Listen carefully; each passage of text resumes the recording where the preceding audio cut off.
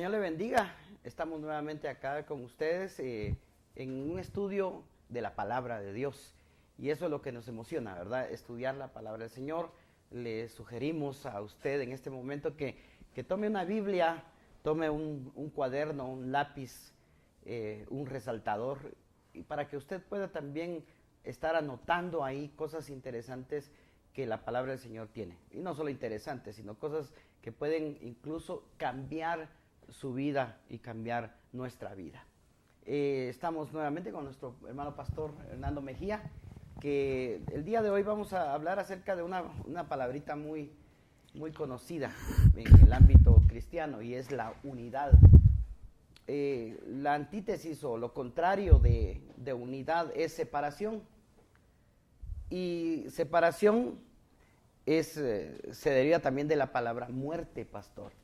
Yo cuando aprendí esto hace unos días que estuvimos en un servicio hablando de esto, yo me quedé impresionado con esto porque qué terrible es que uno fácilmente pueda separarse, pero uno no puede, uno no dimensiona realmente lo que uno está haciendo en una separación. Hoy en día se oyen de divisiones, que fulano se dividió y que ahora ya son dos, y bueno, pero esto realmente lo que está causando, una división, está causando muerte. Pastor, usted nos explicaba esto, ¿podría explicarnos el día de hoy y explicarle a todos los televidentes? Mira, hermano, voy a contestar de esta manera. En Apocalipsis capítulo 6 se narra de 4 jinetes y 4 caballos, que son los que van a estar pululando en los días que van a preceder a la venida del Señor. Y nosotros creo que tenemos uniformidad con muchos ministros en creer que la venida del Señor por su iglesia está muy cercana. Luego entonces debemos de tener ya en los espacios aéreos, etéreos espirituales, hemos de tener ya 4 potestades jineteando. Y uno de los caballos, que es el caballo verde o amarillo, depende de la traducción, algunos dicen que es verde, otro que es amarillo. Lo que llama la atención es que dice que la muerte es la que está comandando ese caballo. ¿Qué es la muerte? La muerte, usted lo acaba de decir, es separación. Quiere decir que para este tiempo final, lo que algo va a ser muy tocado es el tema de la unidad. Y desde luego, espíritus de muerte comandando separaciones. Y quizás sea la razón, no quizás, esa es la razón por la cual, aseguro, es la razón por la cual la cantidad de divorcios, la cantidad de separaciones, divisiones de congregaciones, divisiones en todas las élites, cómo se está marcando el separatismo, cómo se está marcando el elitismo y cómo se está marcando esa división tremenda, porque la separación está siendo comandada por la muerte, separación. Pero aquí vamos a preguntar entonces, ¿quién ministra a la persona que abandona el hogar? ¿Quién ministra a la persona que rompe pactos? ¿Quién está detrás de las divisiones de tantas congregaciones? ¿Quién está detrás de la separación que hay ahora de rico, pobre? ¿Quién ministra eso? De la separación de razas, de culturas. ¿Quién ministra esa separación? Es un espíritu de muerte. Entonces, las personas que promocionan las separaciones, los divorcios, el rompimiento de comunión entre ovejas, eso de que yo no le hablo a esa persona, y ya ve que ahora hay iglesias en todas las esquinas, entonces yo dejo de ir a esta iglesia, mejor voy a otra porque ahí está el que me cae mal, el que no me edifica. Es muy fácil ahora en esta separación que tenemos alcahuetear rebeldía, pero ¿quién está detrás de todo esto? Un espíritu de muerte es lo que ministra. Entonces, si algo tenemos que evitar los cristianos que decimos que somos del Espíritu Santo, es la desunión. Si algo tenemos que predicar desde los púlpitos es predicar en contra de los divorcios, de las separaciones, de las divisiones de las iglesias. De eso tenemos que predicar, tenemos que hacer un frente, porque de eso existe mucho en las congregaciones. Y ya ve usted que ahora hay facilidad de que hay 2 cultos, 3 cultos, 4 cultos, en la misma cobertura, en la misma iglesia. Entonces hay gente que dice, ¿sabe qué? Yo voy a ir al primer culto para no encontrarme con fulano que va al segundo culto, o al tercer o cuarto culto. Pero esa es una división, esa es una separación. ¿Quién ministra las separaciones? La muerte. Muerte significa separación.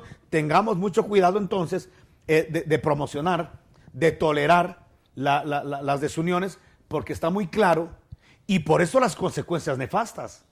¿Cuáles son las consecuencias de una separación, de un divorcio en un matrimonio? Los hijos se desbandan.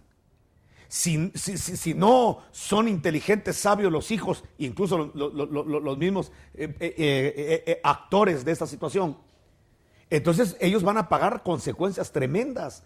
Van a tener temperamentos violentos, o van a ser retraídos, o se van a ir al mundo, o se van a rebelar contra Dios creyendo que Dios es el que promocionó esto, cuando está claro que el que promociona las separaciones no es Dios, es el mismo infierno comandado por espíritus de muerte.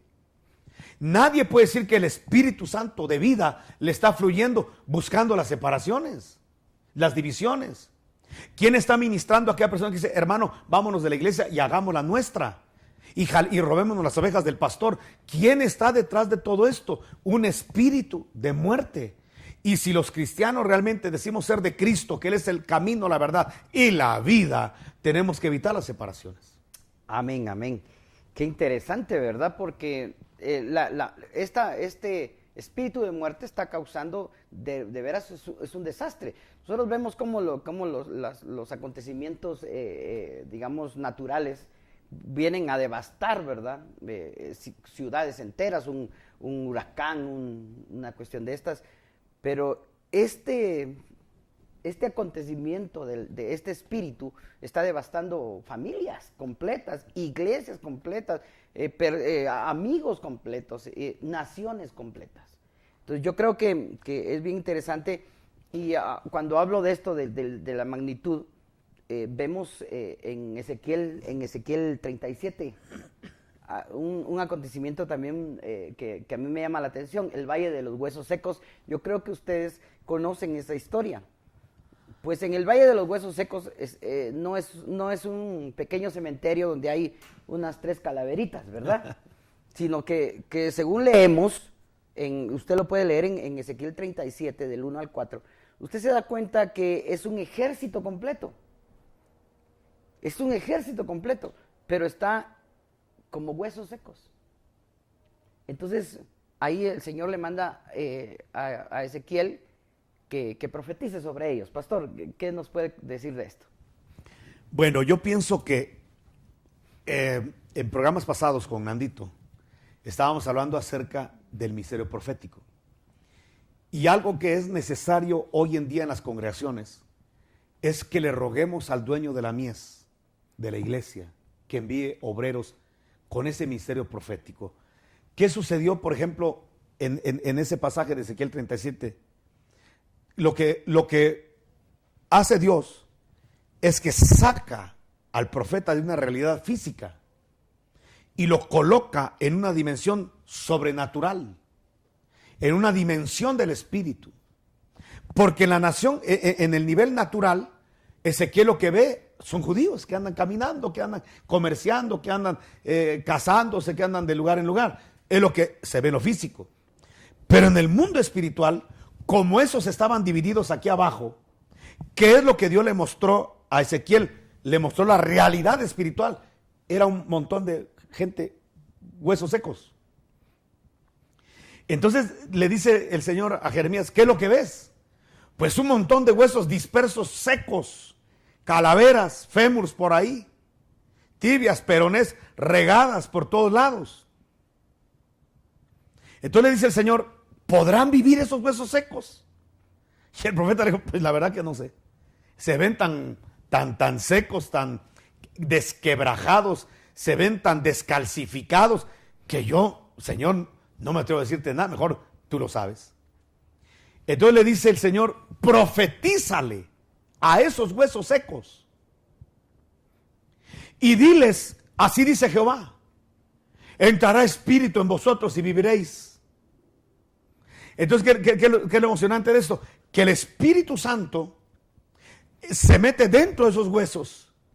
¿Y qué es lo primero que pasa cuando se mete el Espíritu a esos tuétanos, a esos huesos? Empieza a conjuntarse. Empiezan a formarse, como se llama el rompecabezas de la estructura ósea del hombre. Y le empiezan a salir carnes y tendones. Y llega un momento en que cuando se da cuenta Jeremías, Ezequiel, es un ejército el que hay, guerreros poderosos, capaces de enfrentar cualquier cosa, pero que si están desunidos, no hacen nada, no impactan nada. Es más, hasta se duda que puedan tener vida. Pero cuando están unidos, cuando están conjuntados, es un ejército poderoso, capaz de destruir a cualquier enemigo. ¿Qué quiere decir esto? Que si yo quiero probar que tengo al Espíritu Santo en mi vida, no lo voy a probar hablando en lenguas. Ese es el bautismo con el Espíritu Santo. Estamos hablando de una llenura del Espíritu Santo. ¿Cómo pruebo que yo estoy lleno del Espíritu Santo? ¿Cómo pruebo que la unción de Dios está en mí? Porque siento calores, porque caigo al suelo electrizado, por eso es que ya estoy lleno del Espíritu Santo, porque fui a un retirito de 3 días y ya regreso emocionado. ¿Esa será cómo yo voy a probar que estoy lleno del Espíritu Santo? No. La forma como yo pruebo al mundo espiritual y al mundo físico de que realmente el Espíritu Santo mora en mí, es que voy a buscar la unidad, la conjunción. O sea que una persona que tiene al Espíritu Santo fluyendo, lo que busca es unidad. Una persona que solo tiene religión, que tiene solamente una fachada de vida, pero por dentro está muerto, lo que va a buscar es la desunión. Exacto. Y lo que prueba ese pasaje es que puede haber un ejército con habilidades grandes, con armamento pesado, sofisticado, pero que si estamos desunidos, no vamos a impactar el mundo espiritual. El diablo y las tinieblas nos miran un montón de huesos secos. Pero si queremos impactar, y vaya si no queremos hacerlo, en el mundo espiritual, tenemos que unirnos. Y ahí sí que en eso no se equivoca el caló de los abuelitos cuando decían que la unidad hace la fuerza. Esa es una gran verdad, es una gran realidad. Mire, la Biblia asemeja al diablo como un león rugiente. ¿Por qué león rugiente? Porque usted sabe que cuando un león tiene hambre y ya tiene ganas de unas chuletitas y tiene ganas de saborear algo sabroso, entonces va a buscar dónde están las cebras, pero allá hay una cantidad de cebras.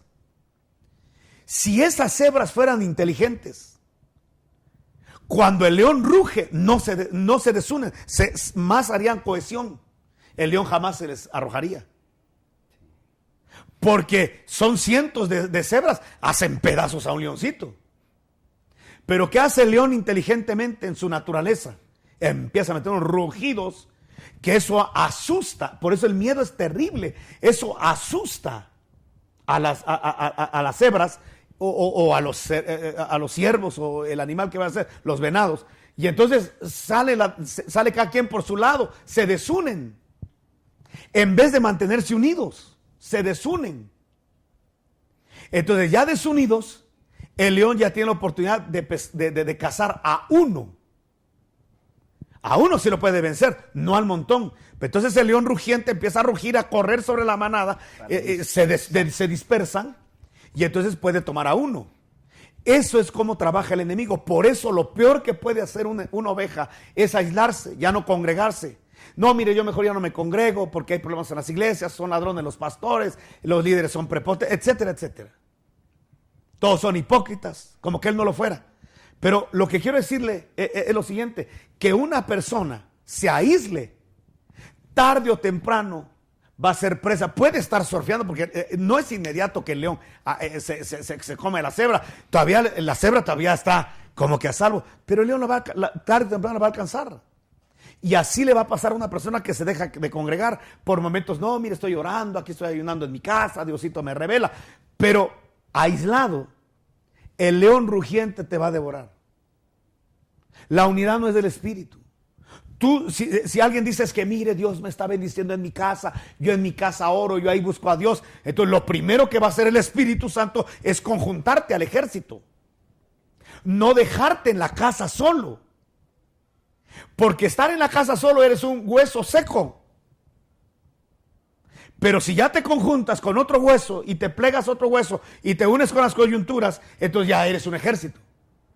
¿Cuándo somos poderosos los cristianos? Cuando estamos unidos, no cuando estamos desunidos. Amén. Es interesante, hablando de cuando nos unimos, la iglesia primitiva, en uno de los pasajes dice, y estaban unánimes juntos.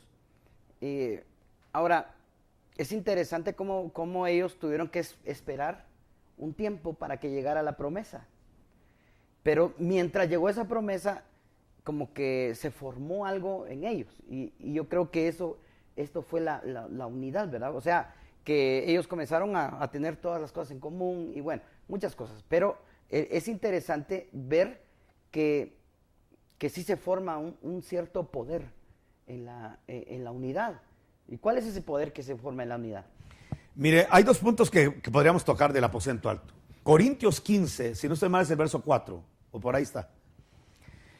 Dice la Escritura que el Señor Jesucristo resucitado se apareció a más de 500 hermanos a la vez. ¿Cuál era la orden de Jesús resucitado? Vayan al aposento alto. ¿Por qué? Y esperen ahí hasta que venga la promesa de mi Padre. ¿Por qué Jesús los manda? Porque dice que se les apareció al mismo tiempo en diversos lugares. Eran huesos secos, dispersos. ¿Qué hace el Señor? Los conjunta, en el mismo principio de Ezequiel, los conjunta en el aposento alto. Y deberían estar estos más de 500 hermanos, deberían estar en el aposento, en la casa apostólica. Pero ¿qué pasa? Empieza la desesperación.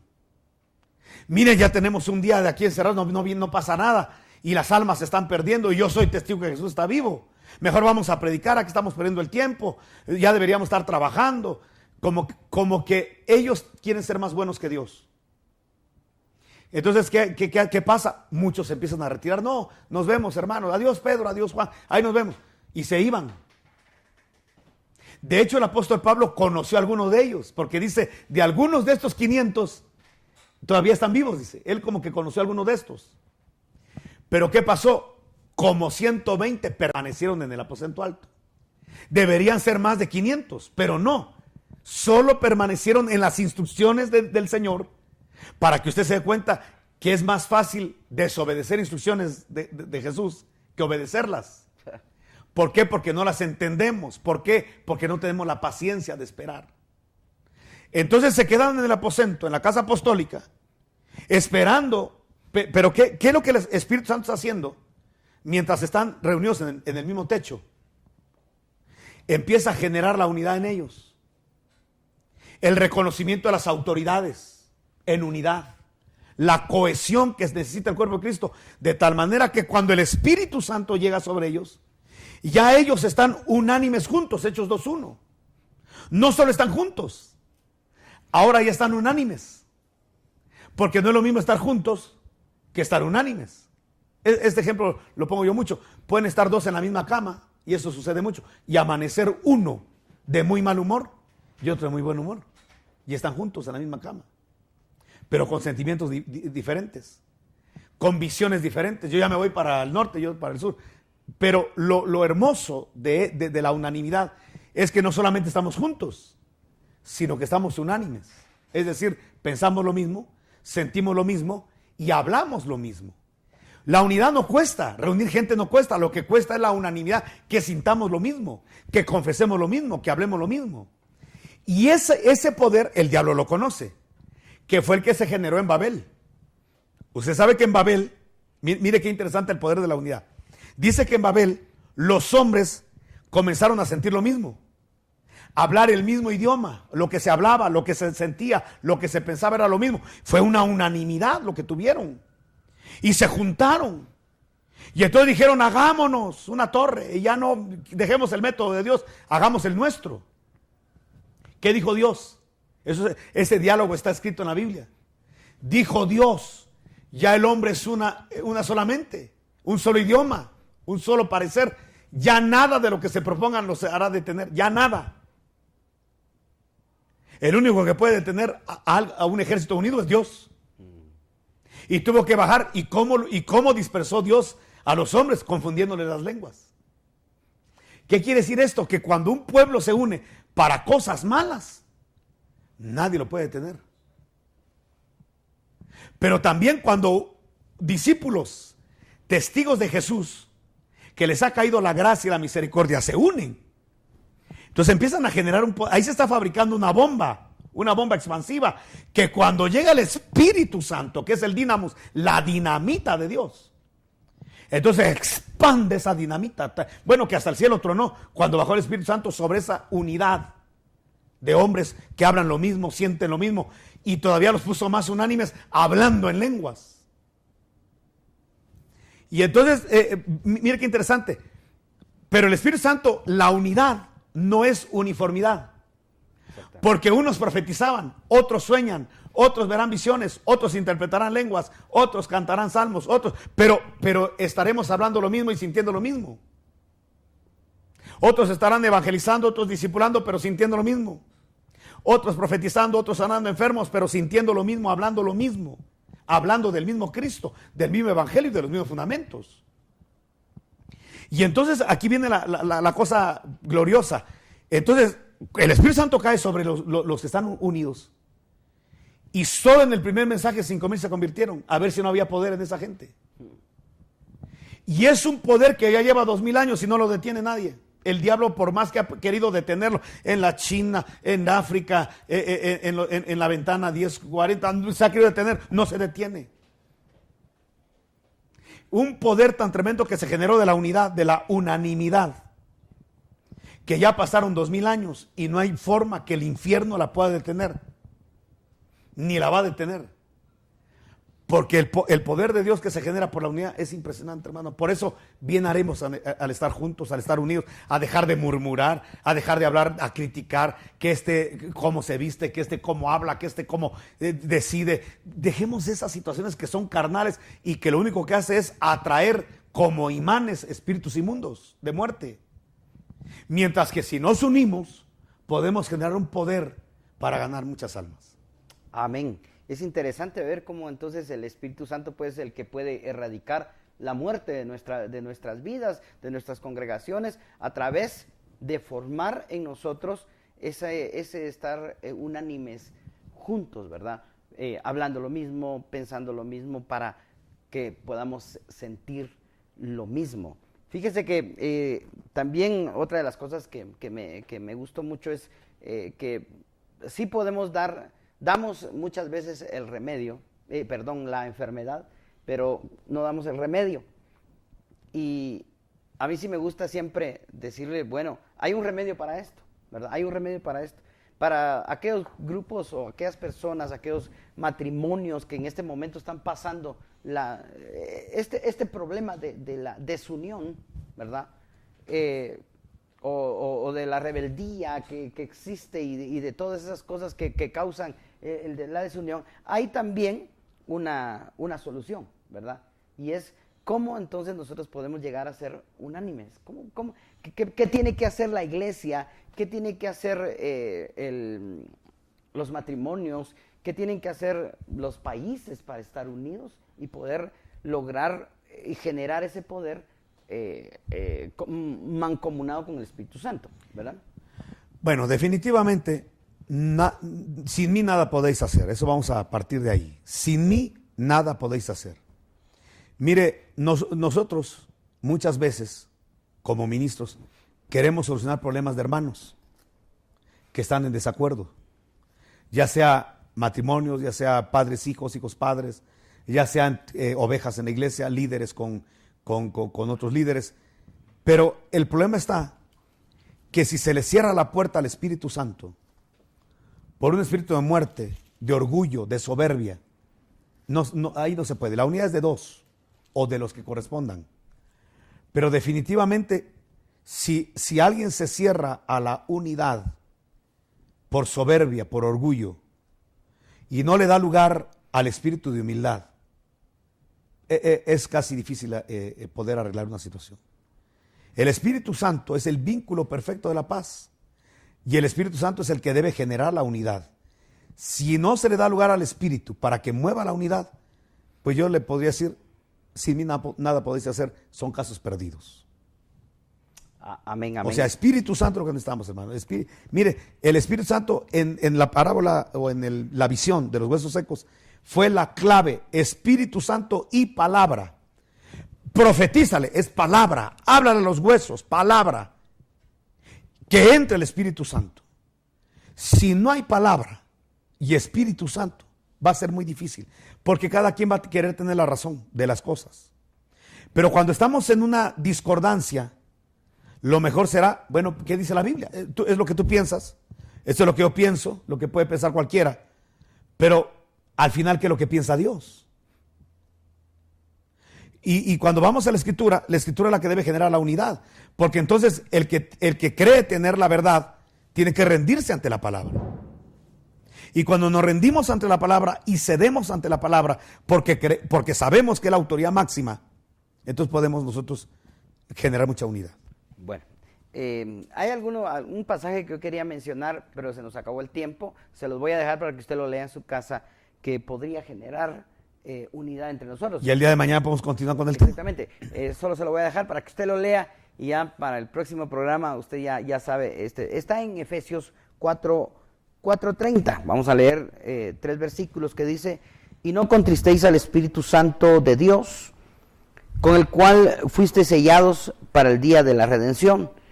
Quítese de vosotros toda amargura, enojo, ira, gritería, maledicencia y toda maledicencia. Antes bien, sed benignos unos con otros, misericordiosos, perdonándoos unos a otros, como Dios también os perdonó a vosotros en Cristo. Yo creo que hay algunas características aquí que debemos de llenar, en la cual nos va a ayudar mucho a poder tener unidad, porque el problema es, lo vemos en la congregación, el problema es mi hermano con otro hermano, ¿verdad? Yo con un hermano o mi hermano conmigo. Entonces, aquí hay estos consejos que yo creo que van a ser de mucho beneficio para usted en nuestro próximo programa. Muchas gracias, y siempre le invitamos a que usted sintonice este programa y que también pueda invitar a otra persona para que pueda ver este programa, porque lo que queremos es expandir el reino de Dios. Muchas gracias, pastor, Dios le bendiga y nos vemos en el próximo programa.